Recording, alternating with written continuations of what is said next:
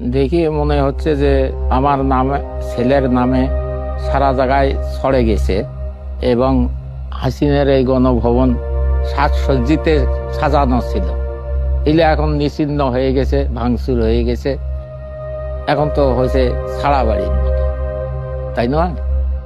এখানে ইংরেজি ডিপার্টমেন্ট 12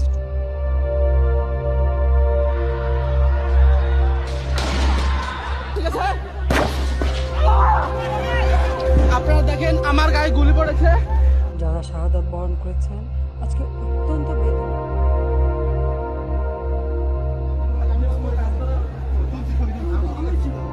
তারা আমাকে বলে যে দ্রুত পোস্টমর্টমটা করে দিয়ে যেন আমি লাশটা ডিসপাস করে দিই, এবং এটাও বলে যে সাইদের মাথায় কিন্তু আঘাত হয়েছে, এটাকে আপনি ফোকাস করবেন বেশি।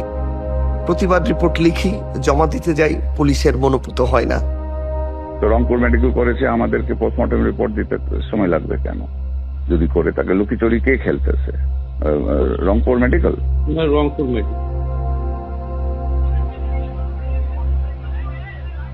কিন্তু আমি সবগুলোই রিফিউজ করছি। সাইদের মৃত্যু হয়েছে মাল্টিপল প্লেট ইনজুরিতে এবং ইন্টারনাল হেমোরেজের ফলে তার, কিন্তু সাইদ হেড ইনজুরির জন্য মারা যায়নি, পুলিশের গুলিতে যেহেতু মারা গেছে।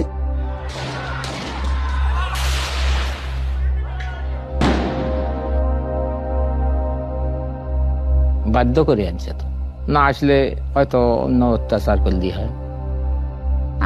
আমাদেরকে সামনে বসতে দিছিল, তখন ওনারা বলল যে হ্যাঁ তোমার ভাইয়ের বিচার আমরা করব, এটা তদন্ত করে আমরা দেখতেছি কে মারলো কি করলো। তখন আমি বলছিলাম যে আমার ভাইয়ের যে পুলিশে গুলি করে মারছে এটা তো ভিডিও ফুটেজে দেখাই যাইতেছে, এটার আবার তদন্তর কি দরকার? কারণে আসাটা অনেক ভুল হয়েছে, কিছু দিছে, কিন্তু সঞ্চয়পত্র দিছিল। তো তখন আমরা বুঝতে পারছি যে এখন হাসিনা প্রচার করবে যে আবু সাইদ ভাইয়ের ফ্যামিলি, মানে তাদের কোনো আক্ষেপ নাই। তখন আমরা যখন বুঝতে পারলাম তখন আমাদেরকে নিজেদেরকে অনেক খারাপ লাগছিল। বুঝি নাই, মূর্খ মানুষ তো।